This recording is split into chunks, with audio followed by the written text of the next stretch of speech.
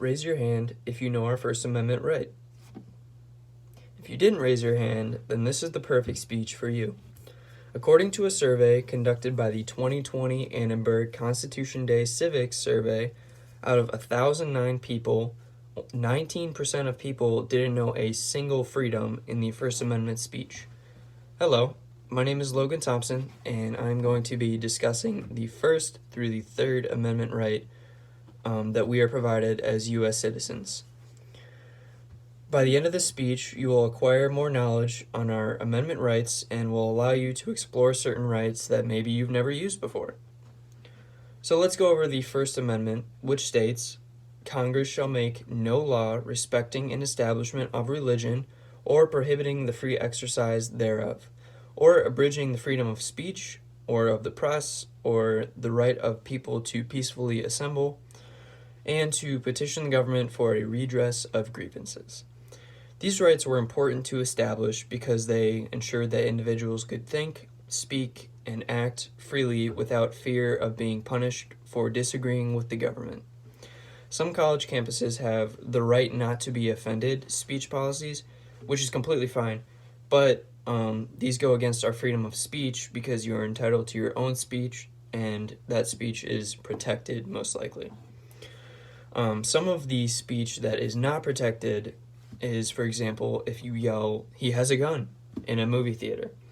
That incites a threat and people get concerned. Some other types of speech that you cannot use that isn't protected is yelling something obscene, yelling inciting or fraud-like speech. All of those could lead to criminal conduct and people never know what's going to happen next. Freedom of religion allows individuals to praise and believe whatever religion they want to. This also allows religions to become public so other citizens are able to join without being discriminated or facing backlash from any business organizations or any body of government.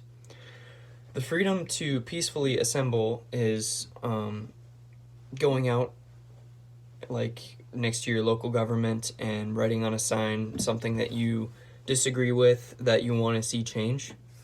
There is a difference between peacefully and not peacefully, such as burning stuff down, but we'll talk about that in another speech.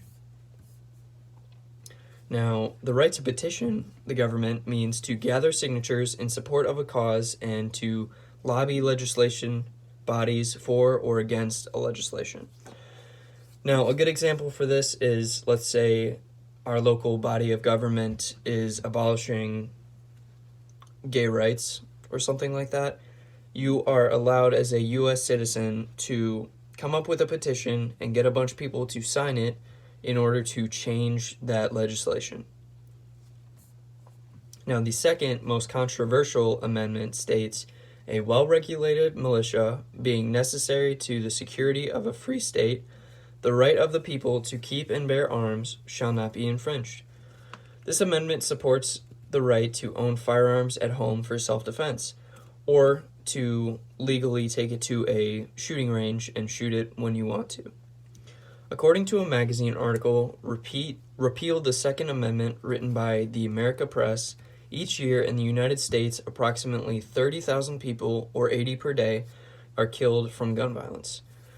Now, I personally think that it's the person killing the person, not the gun, but anyways, a militia means that all physical, capable individuals of acting in concern for the common defense, in other words, a militia that is not limited to government-supervised laws.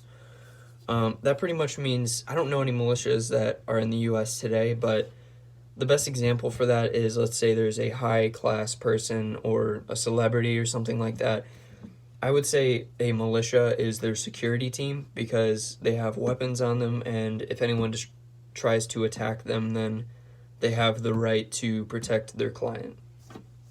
Or the Secret Service. Now, the Third Amendment states, no soldier shall in time of peace be quartered in any house without the consent of the owner, nor in time of war, but in a manner to be prescribed by law. Now, the Third Amendment doesn't really affect us nowadays because this was written way back when, but Before the Revolutionary War, America was forced to house British soldiers due to them fighting in the French and Indian War. And Britain made a law that required American citizens in the 13 colonies to house British soldiers and feed them and make sure that they're taken care of. And like I said, that doesn't really affect us anymore today, but that is one of our amendments, and you should know it. I hope this has cleared up some confusion on our First through Third Amendment rights. Now you should be able to understand what these amendments provide to U.S. citizens, and you should freely express your rights. Thank you for your time.